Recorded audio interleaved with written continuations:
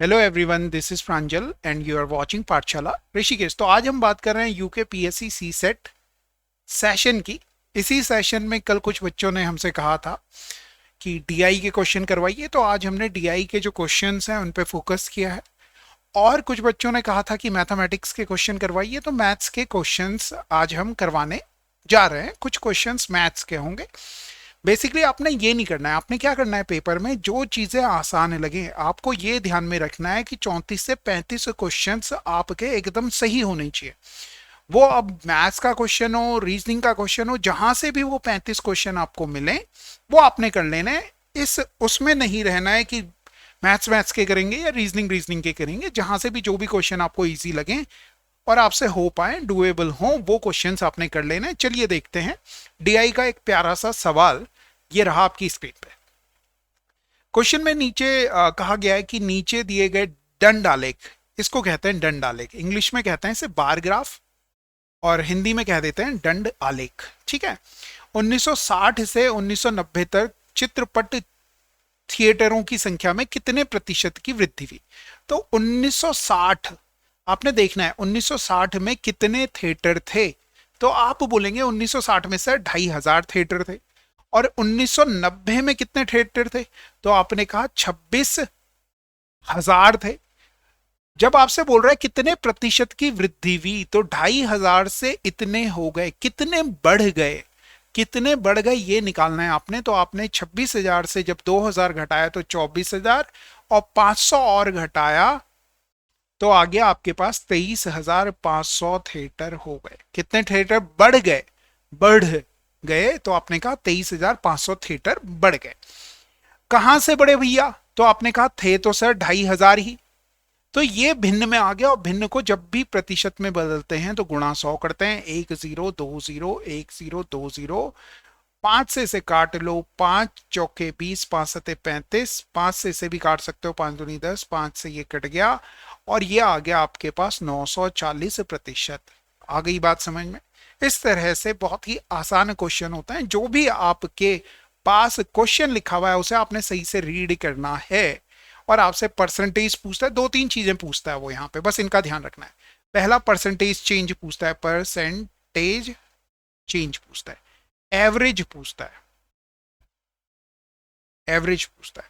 ये 2-3 चीजें वो पूछने वाला है आपसे। ठीक है, 2 चीजें तो ये हो गई, एवरेज औसत ही कह रहा था मैं हिंदी में। हाँ, ये 2 चीजें पूछता है। परसेंटेज चेंज पूछता है। परसेंटेज चेंज का मतलब क्या हुआ? शुरुआत में जो था और लास्ट में जो हो गया उन दोनों के बीच का डिफरेंस, उसे शुरुआत में कितना था उससे अगर डिवाइड कर दो तो फ्रैक्शन की वैल्यू आती है, और फ्रैक्शन को इनटू 100 कर दो तो 100% की वैल्यू आ गई। कितने की वैल्यू आ गई? 100% की वैल्यू आ गई। मतलब 100% की जो चेंज है उसकी वैल्यू आ गई। चलिए नेक्स्ट क्वेश्चन की तरफ चलते हैं। नेक्स्ट क्वेश्चन ये रहा आपकी स्क्रीन पे। क्वेश्चन में कह रहा है कि दीपक एक वस्तु को 555 रुपए में बेचकर इतने प्रतिशत का लाभ कमाता है। तो हमें समझ में आ रहा है ये लाभ और हानि, प्रॉफिट एंड लॉस का क्वेश्चन है, तो आपने फोकस परसेंटेज प्रॉफिट पे करना है। इसे आप ऐसे समझें कि 100 रुपए की अगर कोई चीज होती, 11% का अगर आपको प्रॉफिट हो रहा होता तो आप कितने में सेल करते? तो आप कहेंगे 111 रुपए में सेल करते। जो ये दिया हुआ ये कॉस्ट प्राइस है, बोले तो क्रय मूल्य है। क्रय मूल्य जितने में खरीदी, बेची कितने में, उसे कहेंगे विक्रय मूल्य। उसे कहेंगे विक्रय मूल्य या सेलिंग प्राइस। उसे कहेंगे विक्रय मूल्य या सेलिंग प्राइस। Got it? आपने बोला ठीक है। आपको क्वेश्चन में ऑब्जर्व करना है कि कितना दिया हुआ है बेचने वाला रेट, विक्रय मूल्य ही तो दिया हुआ है। तो 111 की वैल्यू आपको दे रखी है। कितनी दे रखी है? 555 दे रखी है। 111 से ये कट जाता है 5 बार, मतलब एक का मान आ गया 5, 100 का मान आ जाएगा मेरे प्यारे बच्चों 500। मतलब 500 रुपए की चीज थी, 555 रुपए में भाई साहब बेच रहे थे। कितने में बेच रहे थे? 555 रुपए में बेच रहे थे।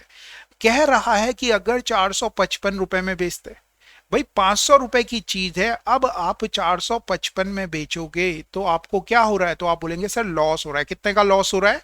45 रुपए का लॉस हो रहा है। कितने रुपए लगा के ये लॉस हो रहा है? ये आपने कहना है कि 500 रुपी लगा के ये लॉस आपको हो रहा है। इनटू 100 करोगे, दो जीरो से दो जीरो कट गए, 5 से इस 45 को काटोगे, 5 9 में 45, तो आप कहेंगे 9% का हानि हो गई, 5% का लॉस हो गया। आगे बात समझ में? आपने बोला हाँ। चलिए अगले क्वेश्चन की तरफ चलते हैं। अगला टाइम एंड वर्क का क्वेश्चन है, बहुत ही प्यारा सा क्वेश्चन है टाइम एंड वर्क का। ठीक है, कोई आसान क्वेश्चन आएगा तो वो बताऊंगा। यहाँ पे टी की फॉर्म में ये क्वेश्चन लिखा हुआ है। ठीक है, किसकी फॉर्म में लिखा हुआ है? टी की फॉर्म में लिखा हुआ है। पहले क्वेश्चन पढ़ लेते हैं। रोहित किसी कार्य को 30 घंटों में पूरा करता है, किसी कारणवश 1.5 घंटे बाद उसे कार्य बंद करना पड़ा, तो आपसे पूछ रहा है कि कार्य का अधूरा हिस्सा कितना है। मतलब उसने कुछ काम तो किया होगा 1.5 घंटे में, भाई जो बच गया काम वो कितना है ये पूछा जा रहा है। तो मैंने क्या कहा, मैंने कहा मान लो कि काम है 100 समोसे खाने का, समोसे खाने का काम है। कितने समोसे खाने का काम है? 100 समोसे खाने का काम है। और मैंने लेट कर लिया, मैंने अपनी मर्जी से मान लिया, आप भी अपनी मर्जी से कुछ भी मान सकते हो, कि 10 घंटे में ये पूरा काम कर लेता है। घंटे बोले तो हमें यहाँ पे टाइम नहीं दे रखा कि कितने टाइम में कर रहा है, टी टाइम में। टी की जगह मैंने 10 घंटे मान लिया। मैंने माने कि 100 समोसे हैं, 10 घंटे में खाने हैं, तो आप कहेंगे कि 1 घंटे में कितने समोसे खा रहा है? 10 समोसे खा रहा है। आ रही है बात समझ में? आपने बोला हाँ। 10 घंटे में 100 समोसे खा रहा है, मतलब 1 घंटे में कितने समोसे खा रहा होगा? 10 समोसे खा रहा होगा। आपने 1 घंटे में 10 समोसे खा रहे हो, 1.5 घंटे में कितने खाओगे? एक पूरा घंटा है उसमें तो 10 खाओगे, आधा घंटा और है उसमें आधे, आधे का मतलब 5 समोसे खाओगे। मतलब आपने कितने समोसे खा दिए? तो आपने बोला 15 समोसे खा दिए। 10 समोसे पूरे खाए और 5 समोसे और खाए 1.5 घंटे में, मतलब आपने 15 समोसे खा लिए। बच कितने गए, रह कितने समोसे गए? तो आपने कहा 85 समोसे रह गए। कितने में से पूछा जा रहा है, तो आप कहेंगे 100 में से। तो इसे ऐसे लिखेंगे 85/100। समझो करना क्या है, इसे थोड़ा सा सॉल्व करेंगे तो ये आ रहा है 17/100, 17/20, दोनों 5 से डिवाइड हो जाते हैं। आपने बोला ठीक है। आप टी की जगह क्या करो, ऑप्शन में कितना रखो। आपने क्या लेट किया था? आपने बोला मैंने तो 10 घंटे रखा, तो 10 पुट करो, जो 17/20 दे दे वही आंसर है। यहां पे मैंने टी की जगह 10 रखा तो ये आ गया 20/3। ये तो नहीं आ रहा मेरा आंसर, मेरा आंसर तो ये आ रहा था। फिर यहां पे मैंने रखा 10 दूनी 20 में से 3 गया, 17/10 आ रहा है। ये भी नहीं चाहिए मेरे को, तो 20 चाहिए अपॉन में। चौथे ऑप्शन में मुझे दिख रहा है कि टी की जगह मैं 10 रखता हूं, 3 घटाता हूं तो 17 आ गया उसमें बटे 20। तो ये मेरा आंसर हो जाएगा, ये मेरा आंसर मेरे प्यारे बच्चों हो जाएगा। ये आपने ऐसे कर लेना है।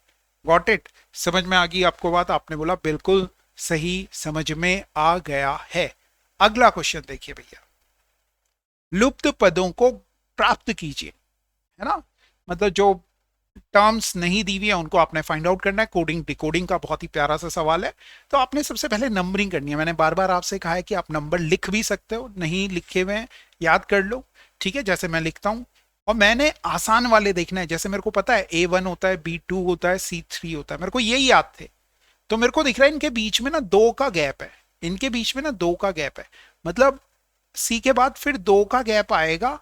और यहां पे मैं कह पाऊंगा कि कितना आने वाला है, डी आने वाला है चौथे नंबर पे। डी वाला केवल एक ही ऑप्शन है। आपने बोला अरे सर आपने तो दूसरा किया ही नहीं। हाँ मेरे प्यारे बच्चों, अगर आप इस तरह से क्वेश्चन को करते हो तो कोई जरूरी नहीं कि आपको पूरा का पूरा क्वेश्चन सॉल्व करना है। फिर दूसरे वाले में क्या हो रहा है वो भी देख लेते हैं। 26 है, 26 के बाद 24 आया, 2 कम हुआ। फिर यहाँ पर 22 आया, 2 कम हुआ। फिर 20 आया, 2 कम हुआ। 18 आया, 2 कम हुआ। 18 के बाद 16 आया, 2 कम हुआ। तो 16, 16 का मतलब पी। तो आपने बोला ठीक है, पी डी ही आ रहा है। बिल्कुल सही आपने ये क्वेश्चन कर दिया। ठीक है, ठीक। इसी के साथ अगर किसी बच्चे को किसी रीजनिंग के किसी टॉपिक में कोई दिक्कतें हो तो उस टॉपिक का नाम लिखे, उसके भी क्वेश्चंस मैं शामिल करने की पूरी पूरी कोशिशें करूंगा। और मैथ्स के तो क्वेश्चंस लिख ही रहे हैं आपकी कि मैथ्स में किन टॉपिक्स में आपको दिक्कत है, ताकि उनके क्वेश्चंस, उनके थोड़े हट के क्वेश्चन को कैसे किया जा सकता है बिना मैथ्स को यूज किए हुए, ज्यादा मैथ्स को यूज ना किए हुए कैसे क्वेश्चन को सॉल्व किया जाए, इस पे हमारा फोकस है। फिर ये वाले सवाल बहुत आते हैं, है ना। तो आपने इस पे फोकस करना है। आपने देखा 30 है, इस पे फोकस किया, इन्हें चेंज कर रहा है। जो भी ये लेटर लिखे हैं उन्हें सिंबल से चेंज कर रहा है। तो के की जगह आपने देखा, के की जगह डिवाइड है, आपने डिवाइड कर लिया। फिर 2 आ गया, Q की जगह कितना है, प्लस है, 3 आ गया, J की जगह कितना है, मल्टीप्लाई है, 6 आ गया, T की जगह कितना है, माइनस है, 5 आ गया। फिर आपने ऑब्जर्व किया, आपने क्या कहा, बॉड मास, जो मैंने आपको बार बार कहा है कि बॉड मास को अप्लाई करो, जिसमें डी का मतलब डिवाइड, मल्टीप्लाई, प्लस और सब्ट्रैक्ट होता है। तो सबसे पहले आप इसे सॉल्व करेंगे, 2 से 30 को सॉल्व करेंगे, 15 आ गया, फिर प्लस है, फिर क्या करोगे मेरे प्यारे बच्चों, आपने बोला गुणा करेंगे, जैसे मैं कर रहा हूं डिट्टो ऐसे ही करना है, तो कभी गड़बड़ी नहीं होगी, -5। अब इन दोनों को जोड़ लो, 33 आ गया, 33 में से 5 घटा लो, 28 आंसर आ जाएगा। Got it? ठीक है जी, अगला क्वेश्चन देखा। पी एक ऐसी संख्या है कि वो 0 और 1 के बीच में, देखो पी जो है बड़ा है 0 से और 1 से छोटा है, ये साफ साफ इस क्वेश्चन में लिखा हुआ है। तो निम्नलिखित में से कौन सा सत्य है, ये आपको बताना है। तो आप क्या करें, अपनी मर्जी से कोई वैल्यू मान लो। सबसे पहला टास्क किया मैंने, मान लिया 0.1 ले लिया मैंने पी की जगह, 0 और 1 के बीच में है, पी की वैल्यू मैंने क्या ले ली, 0.1 ले ली। यहां पे पुट करता हूं तो P is less than 1/p। 1/p का कौन सा कथन सत्य है, ट्रू ही पूछ रहा है। 1/p देखो भैया कितना है, p 0.1 रख लिया मैंने, सॉरी 0.1 लेस देन है क्या 1/0.1 से, तो पॉइंट हटाया, 0 लगा दिया, आपने बोला ये 10 है, 10 बड़ा है, जिस तरफ खुला हुआ है वो बड़ा है। पहले ही ऑप्शन सही हो गया, करेक्ट हो गया, टिक कर लो और आगे बढ़ जाओ। Got it? आगे बात समझ में, मुझे भी नहीं पता था इसका आंसर इतना जल्दी, पहले ही ऑप्शन हो जाना था, और किसी को चेक करने की जरूरत नहीं है। जब भी आपको ऐसी कोई वैल्यूज दिखे, वेरिएबल्स में दिखे ABCD लिखा हुआ, तो उनकी जगह वैल्यू पुट करो और इस कंडीशन को फुलफिल करते हुए वो वैल्यू लो। ऐसे नहीं कि अपनी मर्जी से कुछ भी ले ली, उसने कहा था कि 0 और 1 के बीच में कुछ लेना है, तो मैंने 0.1 लिया, क्योंकि पहला ही ऑप्शन सही हो गया, तो और किसी को चेक करने की मुझे जरूरत नहीं है। पहला ही ऑप्शन, एक एक करके मैं सारे ऑप्शंस चेक करता। ठीक है जी, अगले क्वेश्चन को देखिए। आज वरुण का जन्मदिन है, ओके। 1 वर्ष बाद वह अपनी 12 वर्ष पहले की आयु का दुगना हो जाएगा। उसकी वर्तमान आयु क्या है, मतलब वरुण की ये आयु दे रखी है आज की। आज अगर वरुण 20 साल का है तो 1 वर्ष बाद वो कितने का हो जाएगा, आप बोलेंगे 21 का हो जाएगा। वह अपनी 12 वर्ष पहले की आयु का दुगना हो जाएगा। 12 साल पहले कितने का रहा होगा भैया, 8 का रहा होगा। तो क्या जो ये 21 है, 1 साल बाद वो अपनी 12 साल पहले की आयु का दुगना हो रहा है, 8 का डबल है क्या ये, आपने बोला नहीं है। फिर दूसरे ऑप्शन को देखो, 22 है, 1 साल बाद वो कितने का हो जाएगा, 23 का हो जाएगा। 12 साल पहले वो कितने का था भैया, तो आप बोलेंगे सर वो था 10 का। तो क्या वो अब आज जो ये उम्र है 1 साल बाद, क्या वो 10 का डबल है, आपने बोला नहीं, डबल तो नहीं है, 10 का डबल तो 20 होता है। फिर आपने 25 को देखा, 25 उम्र है, एक बढ़ा दी, 26 हो गई, 1 साल बाद 26 का हो जाएगा। 12 साल पहले की जो उम्र है कितनी, 12 साल पहले कितने का था वो, 13 का था, 13 का वो डबल हो जा रहा है। आपने बोला हाँ सर यही ऑप्शन है, तो सी वाला करेक्ट हो जाएगा। कौन सा सही हो जाएगा, सी ऑप्शन करेक्ट हो जाएगा। ये मेरे प्यारे बच्चों आपने ध्यान में रखना है। बहुत ही प्यारा सा सवाल है ब्लड रिलेशन का। सुमित के दादा का भाई, तो मैंने सुमित बनाए पहले, फिर उसके दादा बनाए। तो दादा तक आप डायरेक्ट नहीं पहुंचोगे, दादा तक पहुंचने के लिए पहले पिताजी के पास जाना पड़ेगा, और पिताजी के पिताजी दादाजी होता है। ऐसे करके चलोगे ना तो ब्लड रिलेशन कभी गड़बड़ नहीं होंगे। सुमित के पिताजी दादा, दादा का भाई, भाई आप यहां बना लो, आपने बोला ठीक है। हेमंत के पिता का पिता है, तो मैंने हेमंत बना लिया एक, के पिता का पिता कौन है, ये भाई साहब जो हैं, ये कौन है, दादाजी के जो भाई हैं वो हेमंत के पिता हैं। मतलब सुमित के दादा और हेमंत के दादा भाई भाई थे, ये दोनों भाई भाई हैं। तो दो भाइयों के जो बच्चे होते हैं वो आपस में क्या होते हैं, चचेरे भाई होते हैं। दो भाइयों के पोते भी आपस में चचेरे भाई होते हैं। ठीक है जी, इस तरह से आप इसे देख सकते हैं। नेक्स्ट क्वेश्चन की तरफ चले, बहुत ही प्यारा सा सवाल है। सवाल अगेन, क्योंकि आपने पाई चार्ट कहा, पाई चार्ट पे है, पाई चार्ट पे है, चार्ट पे है मतलब, है ना, DI पे बेस से। सवाल में कह रहा है कि 60, सवाल में कह रहा है, एक मिनट रुक जाइए, सवाल में कह रहा है, देखिए क्या कह रहा है, 60 छात्रों को अपना पसंदीदा खेल चुनने के लिए कहा गया। ठीक है, टोटल बच्चे कितने हैं, 60 हैं, और ये वो खेल खेल रहे हैं, फुटबॉल खेलने वाले इतने हैं, ये आंकड़ों को पाई चार्ट में प्रदर्शित करना है। पाई चार्ट क्या होता है? पाई चार्ट मतलब एक सर्कल ऐसा होता है, इसके अंदर हमें डिनोट करना होता है कि किसके कितने बच्चे हैं। मगर ये किस में बताना है? कोण में बताना है, एंगल में बताना है, कितने डिग्री का एंगल है। तो समझो ये वाली बात भाई, जो ये पूरा सर्कल होता है, ये पूरा सर्कल होता है, ये 360 डिग्री का होता है, डिग्री का। अब आपने देखा टोटल बच्चे कितने हैं आपके पास, तो आपने बोला 60 हैं, तो मतलब जो ये 60 बच्चे हैं ये कितने को डिनोट करेंगे? 360 डिग्री को पूरे को डिनोट करेंगे। आपको किसके लिए बताना है? तो आपने देखा फुटबॉल के लिए, फुटबॉल के कितने बच्चे हैं? 15। एक बच्चा कितने को डिनोट करेगा? 360/60, बोले तो 6 डिग्री को डिनोट कर रहा है एक बच्चा। 15 बच्चे, बोले तो फुटबॉल वाले कितने बच्चे हैं? देखो वहां पे 15 बच्चे। 15 बच्चे कितने को डिनोट करेंगे? 6 गुणा गए 15, 15 छके 90, 90 डिग्री को डिनोट करेगा। ठीक है जी। ऐसी तैराकी वाले बोलते एक 6 डिग्री को डिनोट कर रहा है, ये एक कहां से आया? 60, मतलब टोटल जो बच्चे हैं उन्हें 360 डिग्री के बराबर रखना है, ये आपने समझना है।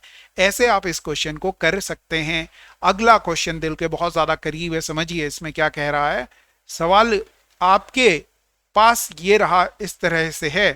क्वेश्चन में कह रहा है कि एक बक्से में 180 रुपए, 1 रुपए के सिक्के हैं, 50 पैसे के हैं और 25 पैसे के सिक्के हैं। सिक्कों का अनुपात दे रखा है 2, 3 और 4। ठीक है जी, ठीक है। अब क्वेश्चन को समझिए, 2, 3 और 4 सिक्कों का अनुपात दे रखा है, किस किस के? 1 रुपए के, 50 पैसे के और 25 पैसे के सिक्कों का रेशो आपको गिवन है। कितना कितना गिवन है? सिक्के, सिक्के कितने कितने दे रखे हैं? तो आपने कहा सर ये दे रखे हैं 2:3:4, 2:3:4। मगर अगर इनका मान पूछूं, मान बोले तो कितने रुपए ये बनाएंगे? 1 रुपए के 2 सिक्के कितने रुपए बनाएंगे? तो मेरे प्यारे बच्चों आप कहोगे 2 रुपए बना लेंगे सर ये। ऐसे ही 50 पैसे के 3 सिक्के कितने रुपए बनाएंगे? तो आप कहेंगे 1.5 रुपए बनाएंगे। ऐसे ही 25 पैसे के 4 सिक्के मिलके कितने रुपए बनाएंगे? तो आप कहेंगे 1 रुपए बनाएंगे।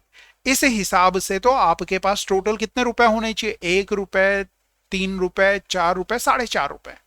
मगर क्वेश्चन में आपको कितने रुपए आपके पास दिए हुए हैं? तो आपने कहा 180 रुपए दे रखे हैं, 180 के बराबर दे रखा है। ठीक है, पॉइंट मैंने हटाया, यहां 0 लगाया। 45 चौकू 80, मतलब एक की वैल्यू आ गई 40, एक का मान आ गया 40। आपको बताना है 50 पैसे के सिक्के कितने? 3 हैं, तो 40 गुणा गए 3, 3 की वैल्यू कितनी हो जाएगी? 120 मेरे प्यारे बच्चों आंसर हो जाएगा। कितना आंसर हो जाएगा?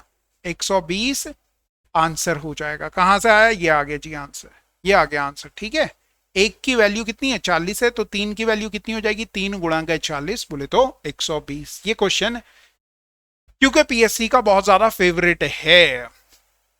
फिर कैलेंडर का एक बहुत ही प्यारा सा सवाल आ गया। कैलेंडर का मेरे प्यारे बच्चों एक बहुत ही प्यारा सा सवाल आ गया, और इसमें मैं एक चीज आपको बताना चाहूंगा फिर से कि पहले सवाल पढ़ लेते हैं। वर्ष 1979 में क्रिसमस मंगलवार को मनाया गया।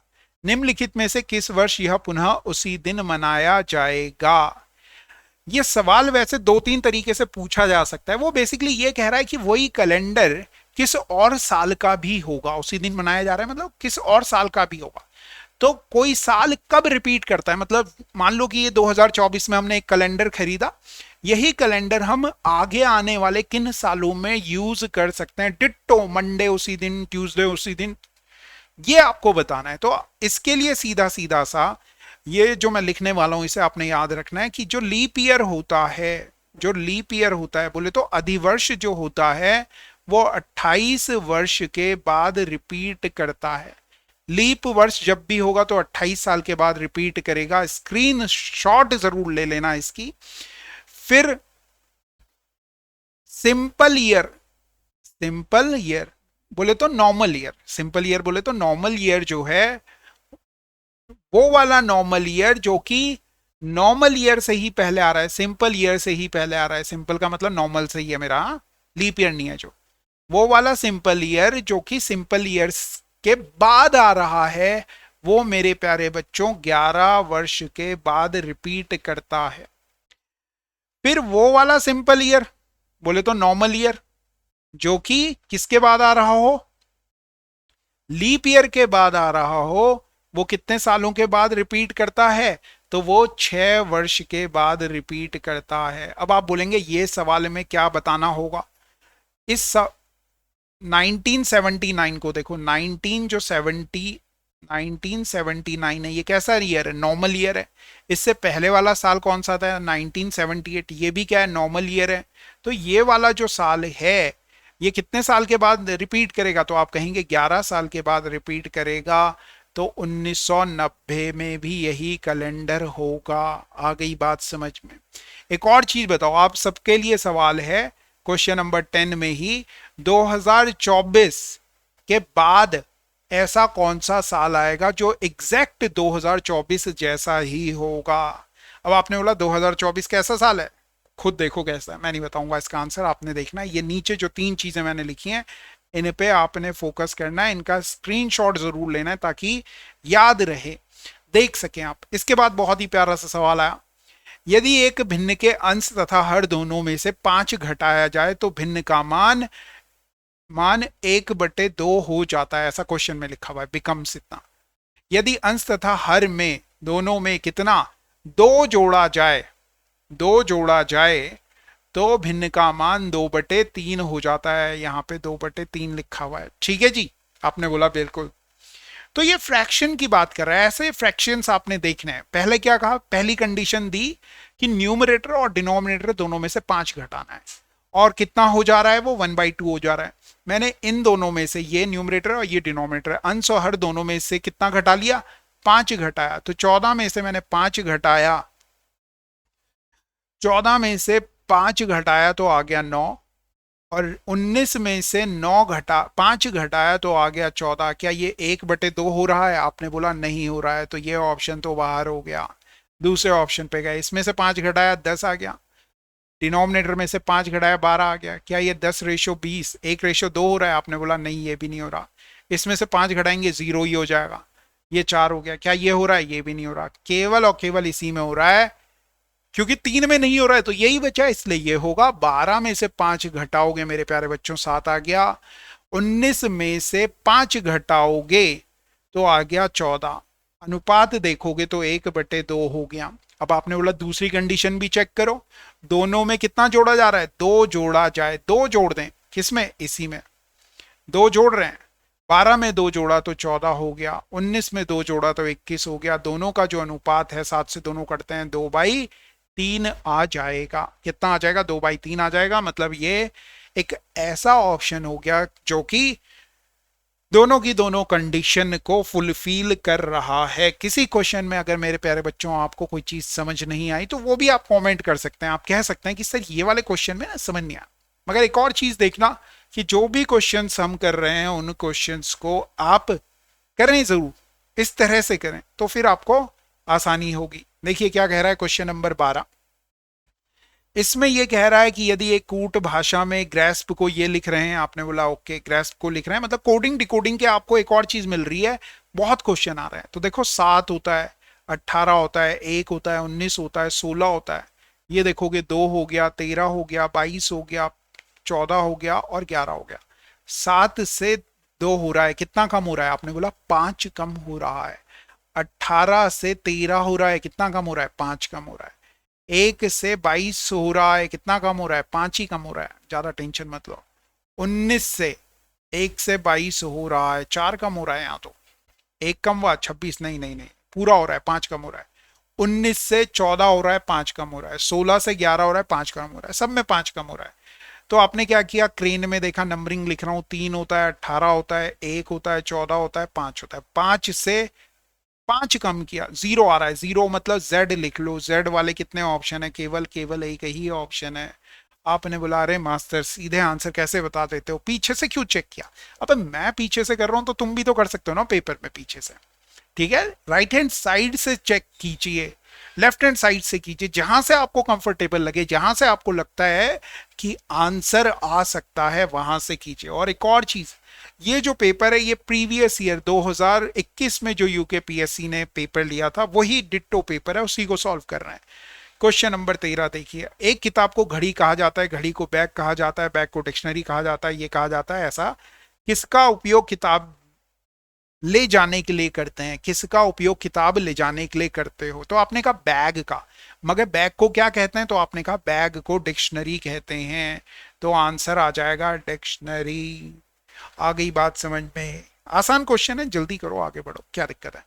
ये वाला क्वेश्चन देखो भैया, यहां पे भी चेंज कर रहा है, तो 52 लिखा है, फिर डिवाइड का तात्पर्य माइनस से है, 4 लिख दिया, प्लस का तात्पर्य गुणा से है, 5 लिख दिया, गुणा का तात्पर्य प्लस से है, 8 लिख दिया, माइनस का तात्पर्य कहां गया? डिवाइड से है, 2 लिख दिया। फिर सबसे पहले किसे सॉल्व करेंगे? आपने बोला डिवाइड को। फिर किसे सॉल्व करेंगे? मल्टीप्लाई को। तो करो, 2 से 4 को डिवाइड किया तो 4 आ गया, प्लस ये आ गया माइनस का 20, ये आ गया 52, 52 में से 20 गया तो 32 आ गया भाई, 32 प्लस 4 करोगे तो कितना आ गया? 36 आ गया। 36 को टिक करो और आगे बढ़ जाओ, 36 को टिक करो और आगे बढ़ जाइए। देखिए अगला क्वेश्चन क्या है मेरे प्यारे बच्चों, इस तरह से है।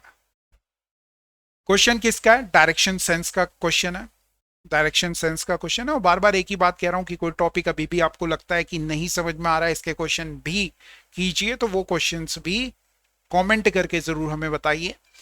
एक साइकिल सवार है उत्तर दिशा में, तो हमेशा पूर्व पश्चिम उत्तर दक्षिण इस तरह से समझिए कि ऊपर उत्तर होता है, नीचे दक्षिण होता है, ये आपका पूर्व होता है और ये पश्चिम होता है। इंग्लिश में समझते हो तो ये होता है भैया ईस्ट, ये होता है वेस्ट, ये होता है नॉर्थ और ये होता है साउथ।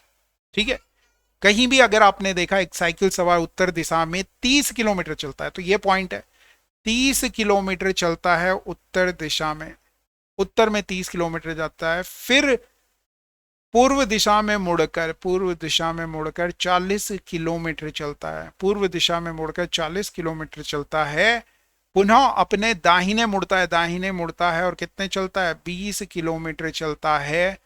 तत्पश्चात अपने दाहिने ओर मुड़कर फिर से दाहिने मुड़ रहा है और ऐसे ही चलेगा। एक और चीज का ध्यान रखना है, जब आदमी ऐसे जा रहा है ना, तो अपने आप को उस डायरेक्शन में लेके जाओ और अपना देखो कि राइट हैंड किधर है, लेफ्ट हैंड किधर है। Got it? तो आपका कभी गड़बड़ नहीं होगा। ठीक है, यहां पे पहुंच गया, 40 चलना था, यहां पे आ गया, चला यहां से था, यहां पहुंच गया। आपने बोला ये वाली डिस्टेंस कितनी है? आपने बोला जितनी ये दे रखी है 20 ही होगी, तो 20 ही है। यहां से यहां तक कितनी थी? 30 थी, मतलब ये बची हुई डिस्टेंस कितनी? आपने बोला 10 है। तो यही वो पूछ रहा है कितनी डिस्टेंस हो गई, तो आपने कहा 20 किलोमीटर हो गई। अगला सवाल बहुत ज्यादा प्यारा, और बहुत सारे बच्चे इस क्वेश्चन पर परेशान होते हैं। अब कोई बच्चा परेशान नहीं होगा, आपने बस एक सीधा सा फॉर्मूला, पहले क्वेश्चन पढ़ लेते हैं, मैं सीधे फॉर्मूला लिखवा देता, आपको कहानी खत्म हो जाती। ये कह रहा है 33 छात्रों की एक कक्षा में 20 छात्र क्रिकेट खेलते हैं, 25 फुटबॉल खेलते हैं, 18 वॉलीबॉल खेलते हैं, 18 क्रिकेट और फुटबॉल दोनों खेलते हैं, इतने ये खेलते हैं, इतने ये खेलते हैं। यदि प्रत्येक छात्र कम से कम एक खेल अवश्य खेलता है, तो तीनों खेल खेलने वाले छात्रों की संख्या क्या है? ठीक है, तो इसके लिए ना आप सीधे एक फॉर्मूला याद रखो, ज्यादा दिमाग ना लगाएं इसमें। फॉर्मूला सीधे है T इक्वल टू, T बोले तो टोटल नंबर ऑफ बच्चे, A बोले तो पहला खेल खेलने वाले, B बोले तो दूसरा खेल खेलने वाले, C बोले तो तीसरा खेल खेलने वाले, माइनस AB, A और B दोनों खेल खेलने वाले, B और C दोनों खेलने वाले, C और A दोनों खेलने वाले, प्लस ABC तीनों खेल खेलने वाले बच्चे। तीनों खेल मतलब तीनों, क्रिकेट भी खेलता है, फुटबॉल भी खेलता है, वॉलीबॉल भी खेलता है, ऐसे बच्चे। आगे बात समझ में। अब आपने क्या करना है, पहले जैसे क्वेश्चन में पढ़ा आपने, 33 छात्र ने, तो टोटल दे रखा है 33। एक ही वैल्यू, पहला गेम कितने बच्चे खेलते हैं क्रिकेट? 20 बच्चे खेलते हैं। दूसरा खेल कितने बच्चे खेलते हैं? 25 बच्चे खेलते हैं। तीसरा खेल कितने बच्चे खेलते हैं? 18 बच्चे खेलते हैं। ए बी की वैल्यू कितनी दे रखी है? 15, जो क्रिकेट और फुटबॉल दोनों खेलते हैं। 12 बच्चे क्या हैं? जो फुटबॉल और वॉलीबॉल दोनों खेलते हैं। 10 बच्चे क्या हैं? जो दोनों खेलते हैं। बच क्या गया? ABC बच गया। तीनों खेल खेलने वाले बच्चे, उन्हीं का नंबर बताना है, इसे आपने सॉल्व करना है। देखो 15 और 10 नेगेटिव का हो गया 25, 25 से ये पॉजिटिव का 25 कट जाएगा। आपने बोला ठीक है ठीक है ठीक है। 18 में से 12 गया तो 6 आ गया प्लस का, 20 और वो 6 जोड़ दिया 26, तो 33 में से 26 घटा लिया। ये ए बी सी मतलब तीनों खेल खेलने वाले लोग हो गए 4 3 7। ए बी सी खेलने वाले मतलब तीनों खेल खेलने वाले लोगों की संख्या कितनी आ गई? 7 आ गई। इस तरह से आप ये सवाल इजीली कर सकते हैं। वो कुछ भी चीज ना छोड़ भी सकता है, ले भी सकता है, और अगर वो कुछ छोड़े या ले तो आपको कोई दिक्कतें नहीं होने वाली हैं। अगला क्वेश्चन देखो मेरे प्यारे बच्चों, क्वेश्चन है ब्लड रिलेशन के भी मैं देख पा रहा हूं कि क्वेश्चंस बहुत आ रहे हैं, 2-3 क्वेश्चन तो ब्लड रिलेशन के हैं ही। मोहन एक व्यक्ति की तरफ इशारा करके, देख किसकी तरफ रहा है? व्यक्ति की तरफ देख रहा है। एक स्त्री से कह रहा है, स्त्री से कह रहा है, कौन कह रहा है? मोहन कह रहा है। किसकी तरफ इशारा कर रहा है? व्यक्ति की तरफ। उसकी मां, उसकी मां बोले तो अपनी मां के बारे में थोड़ी ना बात कर रहा है, उसकी मां के बारे में बात कर रहा है। मतलब व्यक्ति, व्यक्ति जो है उसकी मां के बारे में बात कर रहा है, व्यक्ति की मां के बारे में बात कर रहा है। तुम्हारे पिता, तुम्हारे बोले तो महिला से कह रहा है, स्त्री के पिता की इकलौती पुत्री, स्त्री के पिता, पिताजी की इकलौती पुत्री तो कौन है? वही स्त्री है जो कि व्यक्ति की मां है। तो ये मां है ये स्त्री, और ये व्यक्ति हो गया। ठीक है, अब आपका पूछा जा रहा है वह स्त्री, मतलब ये स्त्री जो है इस व्यक्ति से किस प्रकार संबंधित है, मतलब यह व्यक्ति इस स्त्री को क्या कहेगा? तो मेरे प्यारे बच्चों आप वही कहोगे जो व्यक्ति कह रहा है। वो व्यक्ति भी मां कह रहा है, आप भी मां कहिए और आगे बढ़ जाइए। बहुत ही प्यारा सा सवाल लिखा हुआ है। आपने जब इसे देखा तो आपने देखा नंबर छोटे कर रहा है, नंबर छोटे कर रहा है, तो मेरा मन हुआ कि 2 से क्यों ना इसे डिवाइड कर दूं, कुछ तो छोटा होगा। तो मैंने किया, 2 से इसे डिवाइड किया तो ये आ रहा है 1 2 3। फिर 1 2 3 2 से डिवाइड करने के बाद 6 बना दे रहा है। तो मैंने कहा इन सबको जोड़ लो, 6 आ गया। आपने बोला अच्छा बगल वाले में भी हो रहा है क्या? मैंने कहा करके देख लो। 3 दूनी 6, 3 नंबे 27, 0। इन तीनों को जोड़ लो। आपने बोला हाँ 11 हो रहा है। फिर 5 से इसे डिवाइड किया, 5 एकम 5, 5 चौकू 20, 5 सते 35, 7 8 12, 12 आ रहा है, 12 है ऑप्शन में। आपने बोला हाँ जी है, अंकों का योग कर ले रहा है सीधे सीधे। समझ में आ गई बात? अंकों का योग कर ले रहा है, बाद में डिवाइड करने के बाद कर रहा है मगर। ठीक है, अगला क्वेश्चन देखो जी। Find the odd one out, odd one out बताना है। Moon, planet, sky, stars. अब आपने एक और काम देखा, आपने पहले पढ़ लिया, फिर आपने ऑब्जर्व किया कि यार जो स्टार्स है ना वो तो स्काई में मिलते हैं, प्लेयर्स जो हैं वो स्टेडियम में मिलते हैं, स्टूडेंट जो हैं वो यूनिवर्सिटी में मिलते हैं, मगर क्या प्लैनेट मून में मिलते हैं? तो आपने बोला यही अलग हो गया, यही अलग हो गया, इसलिए यही ऑड हो जाएगा, यही आंसर हो जाएगा। अगला क्वेश्चन देखा आपने, Z है, Y है, X है, एक एक कम हो रहा है, 23 है, 22 है, 22 के बंदा V के बाद U आएगा, U वाले देखो, पहला ऑप्शन, दूसरा ऑप्शन, तीसरा ऑप्शन, 3 ऑप्शन है, ये तो बाहर हो गया सरासर। फिर आपने देखा 5 था, 7 था, 9 था, 11 था, 13 था, अब कितना आएगा? 15। तो ये बाहर हो गया। 15 वाले केवल एक ऑप्शन और 2 ऑप्शन। फिर आपने देखा शुरुआत वालों को देखना पड़ेगा, 2 से 7 हो रहा है, कितना जोड़ें? 5 जोड़ दिया। 7 से 14 हो रहा है, कितना जोड़ें? 7 जोड़ दिया। फिर कितना जोड़ें? आपने बोला 9 जोड़ दिया। फिर कितना जोड़ें? तो आपने बोला 11 जोड़ दिया। अब कितना जोड़ें? आप बोलेंगे 13 जोड़ दो। 13 जोड़ेंगे तो 47 आंसर आ गया। आपने बोला बिल्कुल सही हो गया मास्टर, बिल्कुल सही है। बहुत ही प्यारा सा सवाल है, दिल के बहुत ज्यादा करीब है, ऐसा मैं कहता रहूंगा। आप इसे मानते रहना कि हाँ बहुत ज्यादा आसान क्वेश्चन था और दिखते नहीं है कौन सा समूह संबंधित नहीं है। तो आपने रिलेशन देखना है, इस नंबर में आपस में कुछ एक पैटर्न पूटन कुछ चल रहा है क्या इन सारे नंबर्स में? तो आपने बोला हाँ देखना है। कोई जरूरी नहीं है कि पहली बार में दिखे, मुझे भी पहली बार में नहीं दिखा, सच सच बताऊं आपको, टू बी वेरी ऑनेस्ट।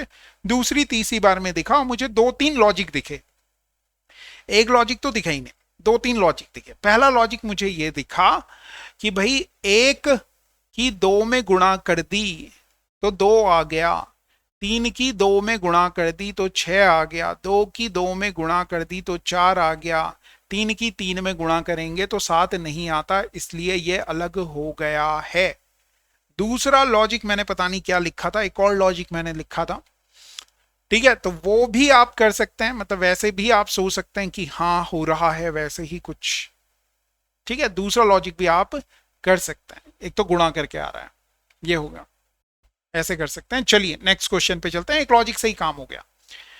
फिर दूसरा लॉजिक ये भी हो सकता है, ये सारे नंबर इवन नंबर हैं, इवन बोले तो सम संख्याएं हैं, सम है, सम है, सम है, ये प्यारा अलग ही विषम सा संख्या हो रही है ना, ऑड नंबर हो रहा है, बाकी सब कैसे हैं, इवन नंबर हैं। आपने बोला हाँ ये भी तो एक लॉजिक है।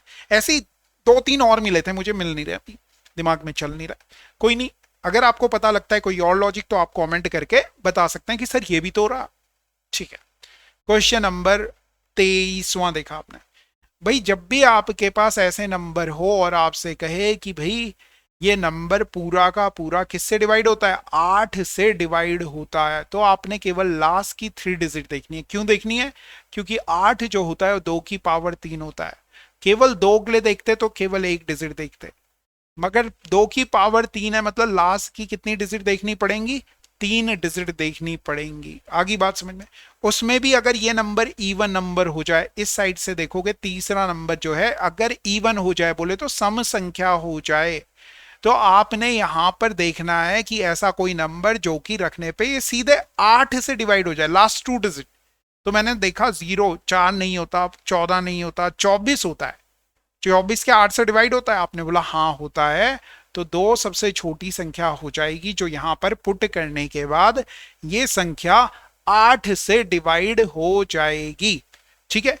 आगे बात समझ में, ये याद रखो भैया, 8 की डिविजिबिलिटी, 8 की डिविजिबिलिटी बहुत पूछता है, एक 8 की विभाजकता का नियम और एक 11 की विभाजकता का नियम, 11 की विभाजकता का नियम, ये दोनों आपने देख लेने हैं। नहीं समझ में आएंगे तो मैं बताऊंगा, कल कमेंट करना, देखा मैंने सर नहीं आया समझ में, बता दो, मैं बताऊंगा, कोई प्रॉब्लम नहीं। अगला क्वेश्चन देखो भैया, ये लिख रहा है कि ए की जो वैल्यू है वो इतनी लिखी हुई है और बी की पावर इतने से विभाज्य किया जाता है, तो बी का अधिकतम मान बताओ, तो ये यहां से क्वेश्चन अलग शुरू हो गया, मतलब ये पूरा नंबर है, ये है ना, इस पे फोकस करना है।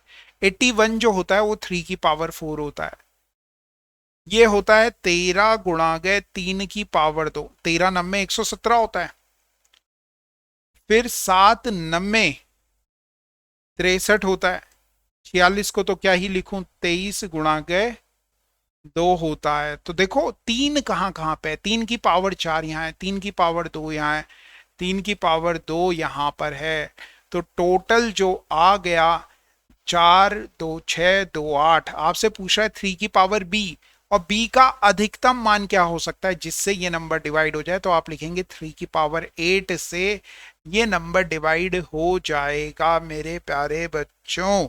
आपने बोला ओके सर। अगला क्वेश्चन देखिए, बहुत ही प्यारा सा क्वेश्चन लिखा हुआ है, जब किसी संख्या को 7 से विभाजित किया जाता है तो शेषफल कितना आता है, आपने बोला 3 आता है। तो पहला संख्या सोचो जो 7 से विभाजित हो जाती है, तो आपने बोला 7 ही है, और 100 से छोटी कोई संख्या जो 7 से विभाजित हो जाती है, तो आपने बोला 98 है, 98 है। 7 से विभाजित होने वाली सबसे छोटी संख्या वैसे तो 0 है ना, 7 से विभाजित करते हैं और शेषफल 3 आता है 0, हाँ ठीक है, और 97 है। तो कुल संभावित संख्याओं की संख्या, अब आपने क्या देखा, पहला 7 देखा, 14 देखा, 21 देखा, सारे लिख लूंगा आपके लिए, 35 लिखा, किसका पहाड़ा लिखना है ये, 49 लिखा, 7 से 49, 7 8 56, 7 8 56, 7 नंबर 63, 7 नंबर 7 दशंकी 70, 77, 77 के बाद आता है 84, 12 सत्ते 84, 13 सत्ते 91 और 14 सत्ते 98।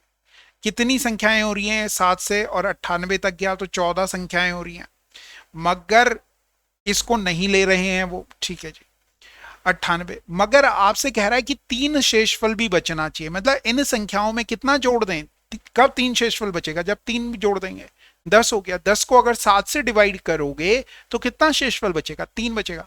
98 में जैसे ही आप 3 जोड़ोगे, 98 में जैसे ही आप 3 जोड़ोगे कितना आ गया? तो आपने कहा 101 आ गया।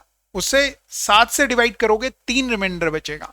जीरो को भी ले रहे हैं भैया, ये जीरो को भी ले रहे हैं। 15 नंबर हो रहे हैं ऐसे टोटल, और 15 में से जीरो है, जीरो में 3 जोड़ोगे, 7 से डिवाइड हो रहा है। अब अगर आप देखें तो यहां से लेके यहां तक 14 नंबर हो रहे थे और एक ये 15 नंबर हो रहा था, मगर जब आपने इसमें 3 जोड़ लिया तो ये नंबर 100 से बड़ा हो गया। किससे बड़ा हो गया? 100 से बड़ा हो गया, 101 हो गया। तो अब कितने नंबर बचे? तो आप कहेंगे 14 नंबर बच गए। 14 ऐसे नंबर हैं, अच्छा 14 भी नहीं है, वो कह रहा है 11 से बड़े, तो ये 10 को भी नहीं लेना। उसने अच्छा मेंशन किया, मैंने गलत कर दिया था। फिर 14 से शुरू कर रहे हैं और यहां तक जा रहे हैं 14 सत्ते 98।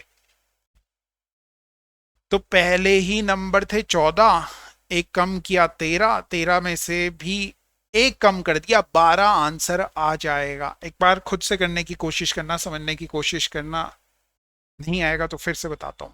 ठीक है, नेक्स्ट क्वेश्चन की तरफ चलते हैं। बहुत ही प्यारा सा लिखा हुआ सवाल में आपसे लिख रहा है कि यदि ये प्लस ये किया जाए तो ये होता है, जहां ए बी सी डी विभिन्न अंक हैं तो डी इक्वल टू 0 है। तो आपने कहा अच्छा, ऐसे अगर ये 3 डिजिट वाला नंबर होता, 3 अंकों वाला नंबर होता, इन्हें जोड़ते तो ए में ए जोड़ करके कितना आ रहा है? डी आ रहा है, सी आ रहा है, ए आ रहा है। अब आपने कहा कि ए में ए जोड़ रहे हैं, डी आ रहा है, यहां से नहीं मालूम चल रहा, मगर डी का मान कितना दे रखा है? 0 दे रखा है, ये 0 दे रखा है, डी 0 है। ऐसे 2 नंबर बताओ जिन्हें जोड़ करके 0 आता हो। कैरी को आगे फॉरवर्ड कर देंगे, हासिल वासिल आगे चली जाएगी। तो आप बोलेंगे 5 होगा जी, 5 प्लस 5 10 हो जाता है, 0 आ गया तो 5 हो गया। केवल ए का ही मान बताना था। प्यारी बात इस सवाल की ये थे, क्योंकि ए का ही मान बताना था, इसलिए हमें टेंशन कुछ भी नहीं लेनी थी इस क्वेश्चन में। मैं आपको यही समझाना चाह रहा हूं कि यूकेपीएससी जो कमीशन होते हैं वो आपसे कैलकुलेशन नहीं करवाते। एक आधा क्वेश्चन में कैलकुलेशन करवाएगा, हर क्वेश्चन में कैलकुलेशन नहीं करवा रहा है। बस आपने ना पढ़ना है सवाल, कुछ ऐसा डेटा देगा जिससे आपका सवाल सॉल्व हो जाएगा। ठीक है, अब ये भी है एक सवाल। क्वेश्चन में कह रहा है यदि दी गई संख्याओं में से प्रत्येक में से छोटी संख्या का आधा घटाया जाए तो परिणामी संख्याओं में से यदि बड़ी संख्या छोटी संख्या की 3 गुनी हो जाती है। ठीक है, अब जैसे इन्होंने ये दे रखा है 2:1 ले लिया मैंने, इस रेशो की एक नंबर ले लिया मैंने 4 और 2। देखो इन दोनों के बीच में रेशो कितना है? 2:1 है, मतलब 4:2 बोले तो 2:1 है, दोनों 2 से कट जाएंगे। तो मगर मैंने नंबर ये लिए, क्यों लिए? क्योंकि 2 का आधा करना आसान है। 2 का आधा इसमें से भी घटाना है और इसमें से भी घटाना है। क्वेश्चन में ये कह रहा है इसका, इस रेशो वाला एक नंबर लिया मैंने, इसमें से एक घटाया 3 आया, इसमें से एक घटाया 1 आ गया। अब ये देखो कि ये जो संख्या है क्या इस वाली संख्या की 3 गुनी है? आपने बोला हाँ है सर, तो ठीक है यही है। अब 3:1 वाला कोई नंबर लो, आंसर तो हमारा यही आ गया, मगर हम क्रॉस चेक कर रहे हैं और ऑप्शन भी आपको चेक करके बता रहा हूं। तो क्योंकि हम बाद वाले संख्या का आधा करने वाले हैं, इसलिए मैं क्या कर रहा हूं, इन दोनों संख्याओं में दुगना करके आपको बता रहा हूं। 6 और 2 ले लिया, 2 का आधा किया 1, वो इसमें से भी घटाना है इसमें से भी घटाना है, ये कितना हो जाएगा? 5 और ये 1 हो जाएगा। क्या ये वाला नंबर इस वाले नंबर का कितना 3 टाइम है? आपने बोला नहीं है जी। फिर इसको भी देखो जी, इसमें तो इसका 2 ही दे रखा है, इसका आधा करना है, 3 और 2 है, इसका आधा 1 हो गया, 1 इसमें से घटाया 1 इसमें से घटाया, ये आ गया 2, ये आ गया 1। क्या ये संख्या इस संख्या की 3 गुनी है? आपने बोला नहीं है सर, तो आंसर क्या होगा? Option number A he answer हो जाएगा। मेरे प्यारे प्यारे प्यारे बच्चों, कॉन्फिडेंस हल्का हल्का रखो, हल्का हल्का सा रखना का कि आप कर लोगे ये क्वेश्चन। अगला क्वेश्चन डीआई का वादा किया था और डीआई ही ला रहे हैं। क्वेश्चन में पढ़ना है पहले क्या कह रहा है। औसत मासिक घरेलू खर्च को दर्शाती है। ये घरेलू खर्च है जी, ऐसे दिया हुआ, भोजन पे, किराए पे, शिक्षा पे, अन्य पे। दंड चित्र द्वारा दर्शाया जाए तो दंड में किराए का भाग कितना होगा? परसेंटेज में बताना है। ठीक है, किस पे बताना है? किराए का, किराया देखो जी कितना है, 1800 रुपए का किराया लग रहा है। टोटल कितना है ये, इसे आपने जोड़ना पड़ेगा। देखो 2400 और 600 3000, और 1000 4000, 4000 और 4000 हो गए 8000, 8000 और 800, 8000, 8000, 800 में 500 जोड़ लेना, और 50 और जोड़ लेना। मैं जोड़ रहा हूं, 05139350। ये टोटल हमारा क्या आ गया कि हमारी जो मासिक घरेलू खर्च है वो ये है। आपने बोला ठीक है जी।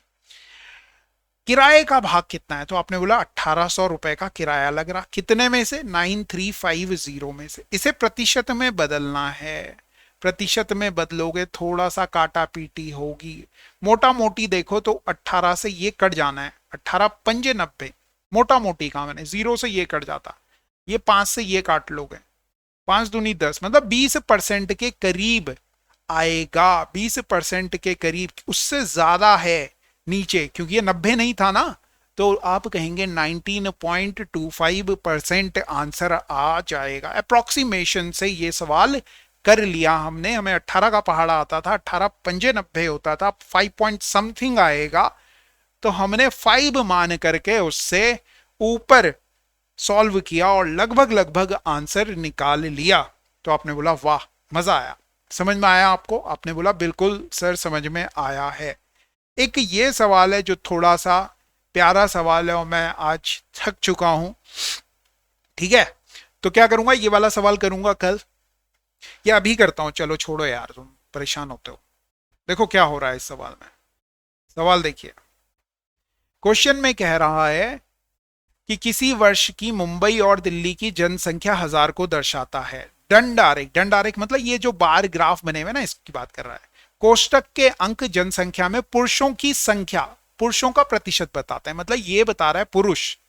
मुंबई के टोटल लोग कितने हैं, ये हैं, ये है टोटल, यहां ऊपर लिख लिया। ये जो ऊपर लिखा हुआ है ये पुरुषों का प्रतिशत बता रहा है, पुरुष बोले तो मेल का परसेंटेज बता रहा है। आपने बोला ठीक है जी, मेल बता रहा है। आपसे कह रहा है यदि मुंबई में 90% पुरुष साक्षर हैं, 90% क्या है, साक्षर हैं, और दिल्ली में 80% महिलाएं साक्षर हों, ठीक है जी। मुंबई में निरक्षर पुरुषों की संख्या, मुंबई में देखो पुरुष कितने हैं, 55% हैं। तो आप क्या करेंगे, 12,500 का एक तो 55% निकालेंगे। क्यों निकालेंगे भैया 55, मतलब 55/100, क्योंकि वो पुरुष कह रहा है, कहां गया, मुंबई में निरक्षर पुरुषों की संख्या, तो पुरुष निकाले, उसमें से निरक्षर बताने, तो निरक्षर कितने हैं, आपने बोला 90% तो साक्षर हैं, तो निरक्षर कितने हो गए, आपने बोला 10% निरक्षर हो गए, पुरुषों की बात कर रहा है। ऐसे ही आप महिलाओं में देखोगे, दिल्ली में निरक्षर महिलाओं की संख्या, अब भैया ये तो 54% कौन है, आपने बोला पुरुष है, तो महिलाएं कितनी होंगी, तो आप बोलेंगे सर 8400 का 46%, भैया 54% पुरुष हैं, तो बाकी जो 46% हुई दिल्ली में वो क्या हुई, महिलाएं हुई, ठीक है जी। उसमें भी निरक्षर 80% क्या है, साक्षर है, तो निरक्षर कितनी है, 20% हो गई। इनका रेशो मेरे प्यारे बच्चों आपने बताना है, इनका रेशो आपने बताना है। 100 से 100 कट गया, इस 100 से ये 100 कट गया, इस 0 से ये 0 कट गया, 2 0 से ये 2 0 कट गए। आपने बस इन दोनों की गुणा करनी है, इन तीनों की गुणा करनी है, हल्का सा कैलकुलेट करोगे और ये आंसर आ जाएगा। डिवाइड कर लेना, कहने का मतलब किसे डिवाइड करना है, 125 इंटू 55 को 84 इंटू 46 इंटू 2 से मल्टीप्लाई कर लेना, मतलब डिवाइड कर लेना, मल्टीप्लाई करना और फिर डिवाइड कर लेना, अप्रोक्सीमेट देख लेना, लगभग लगभग 0.889 के करीब आएगा, तो यही आंसर हो गया। Got it? डीआई का सवाल समझ में आ गया क्या किया? और भी क्वेश्चन चाहिए होंगे डीआई के तो मुझे बताना। पिछले साल का ये पेपर था, पिछले साल के पेपर में आया हुआ था, क्योंकि लोग ना ये जो डायरेक्शंस हैं इन्हें सही से नहीं पढ़ते, इसलिए गड़बड़ हो जाती हैं। अगला सवाल बहुत ही प्यारा है, 12 है, 15 है, 13 है। क्या कर रहा हूं, नंबरिंग कर रहा हूं। देख रहे हो क्वेश्चन में क्या है, आपने बोला अरे सर ये तो सीधे, तो यहां देखोगे 2 बढ़ रहा है, यहां देखोगे 2 घट रहा है, 2 बढ़ रहा है, 2 घट रहा है, फिर आगे देखोगे तो 2 घट रहा है। इसमें भी पहले क्या करो, 2 बढ़ाओ, पी से 2 बढ़ाओगे, क्यू आर, आर वाले 2 3 ऑप्शन मिल गए, फिर 2 घटाओ, के वाले के से 2 घटाया तो आई, आई 2 ऑप्शन मिल गए, ये बाहर हो गया, ये बाहर हो गया। फिर आई में भी 2 घटाना है तो जी वाला, आर आई जी वाला केवल और केवल मेरे प्यारे बच्चों एक ही ऑप्शन है, यही आंसर हो जाएगा। ठीक है जी। अंग्रेजी वर्णमाला में दाएं से 21वें अक्षर, अंग्रेजी वर्णमाला में, अंग्रेजी वर्णमाला में टोटल कितने अक्षर होते हैं, 26 अक्षर होते हैं। दाएं से 21वें अक्षर, दाएं से 21वें अक्षर, ओ सॉरी, दाएं से 21वां नहीं, मैंने तो बाएं से लिख दिया। ठीक है, दाएं से 21वें अक्षर और बाएं से 16वां अक्षर। यहां पे थोड़ी सी दिक्कत हो गई है, कोई दिक्कत नहीं है। देखो अंग्रेजी वर्णमाला में 16वां अक्षर, 16वां अक्षर का मतलब हो गया 16 लिख दिया, किस साइड से, बाएं साइड से। अब कोई नंबर दाएं से 21वां है, टोटल नंबर कितने होते हैं, आपने बोला 26 है। राइट हैंड साइड से पोजीशन दे रखी है, टोटल पता है, लेफ्ट हैंड साइड से पोजीशन कैसे निकालते हो, total equal to left plus right minus 1, ये फॉर्मूला याद रखो। क्यों कर रहे हैं, क्योंकि ये वाला बाद वाला लेफ्ट से दे रखा है, यहां वाला भी हम लेफ्ट से निकाल लेते हैं, लेफ्ट से निकालो। राइट से कौन सा दे रखा है, 21वां, 21वां, 26वां, ये प्लस इधर आ जाएगा, लेफ्ट प्लस 21, 27 में से 21 घट गया तो लेफ्ट की जो वैल्यू आ गई, 27 में से 21 घट गया तो 6 आ गई। लेफ्ट से पोजीशन आ रही है 6। अब 6 और 16, 16 से 6 तक कितने लेटर हैं, आपने बोला 10 लेटर हैं। कितने लेटर हैं, 10 लेटर हैं। अब 10 लेटर में से भी 9 लेटर उनके बीच में हो गए, 9 लेटर उनके बीच में हो गए। अब 9 लेटर में अगर मैं आपसे पूछूं कि बीच वाला कौन सा होगा तो आप बोलेंगे 5th वाला होगा। तो 6 में 5 जोड़ो होता है 11, 11 आंसर हो गया। अगर मैंने कुछ गड़बड़ गड़बड़ की हो तो क्षमा चाहता हूं, एक बार देख लेना, वैसे सही है। इम्पॉसिबल यहां से करेंगे कल से, आज मेरे ख्याल से ज्यादा लंबी ये लेक्चर हो जाएगा और बहुत ज्यादा लंबा करके भी फायदा नहीं है, आपको भी थकान हो जानी है। तो जो भी क्वेश्चन हमने किए उन्हें आपने सही से करना है। अगर आपको इस क्वेश्चन के बारे में कुछ भी पता है कि कैसे करना है तो फिर कमेंट में इसका आंसर बताइए कि सर ये वाला क्वेश्चन मैंने ऐसे किया। ऑप्शंस एक बार चेक कर लेंगे कि सही है या नहीं है।